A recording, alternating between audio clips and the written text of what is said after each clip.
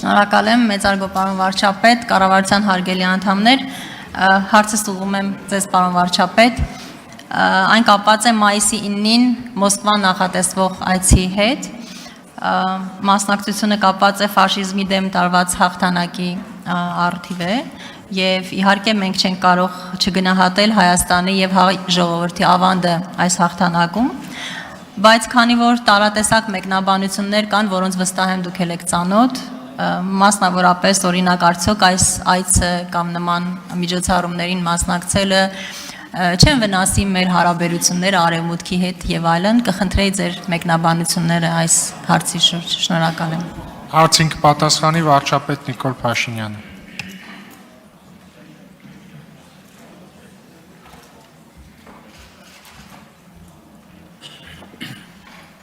Շնորհակալ եմ Տիկին Բաթոյան հարցի համար, նախ ուզում եմ հաստատել, որ ես մասնակցելու եմ, որովհետև կարծում եմ պիտի որ հայտնի լիներ, կամ եթե հայտնի չի եղել, ես ընդունել եմ Ռուսաստանի Դաշնության նախագահի հրավերը մասնակցելու միջոցառումներին, երկրորդ մասով ուզում եմ ասել, որ մենք հրապարակային ենք արտահայտել, որ մենք բալանսավորված եւ բալանսավորման արտաքին քաղաքականություն ենք որդեգրել եւ այդ քաղաքականության մեջ չի մտնում ամենևին, որ մենք մեի ուղղությամբ մեր հարաբերությունները կառուցելու ենք ի հաշիվ մեր այլ հարաբերությունների կամ առավել եւս այդ քաղաքականության տրամաբանության մեջ երբեք չի եղել, որ մենք Ռուսաստանի Դաշնություն այցեր չենք ունենալու եւ Ռուսաստանի Դաշնության հետ հարաբերությունները չենք զարգացնելու եւ չենք խորացնելու։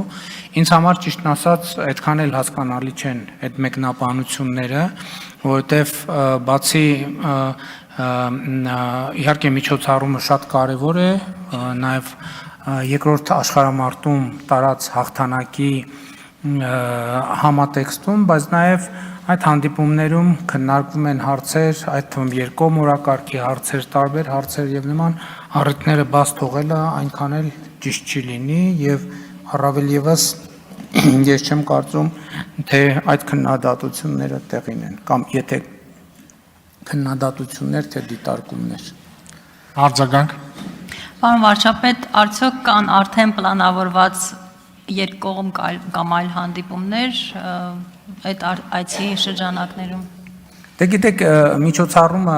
ավելի շատ նվիրված է լինելու մայիսի 9-ին, այսինքն նկատի ունեմ դա ինչ որ առումով ֆորմալ գագաթնաժողով չէ, որ շփումներ կլինեն, բայց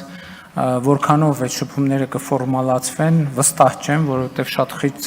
խիտ գրաֆիկ է եւ այդ խիտ գրաֆիկի պայմաններում ենք աշխատելու, բայց որ շփումներ կլինեն, կարծում եմ ակնհայտ է։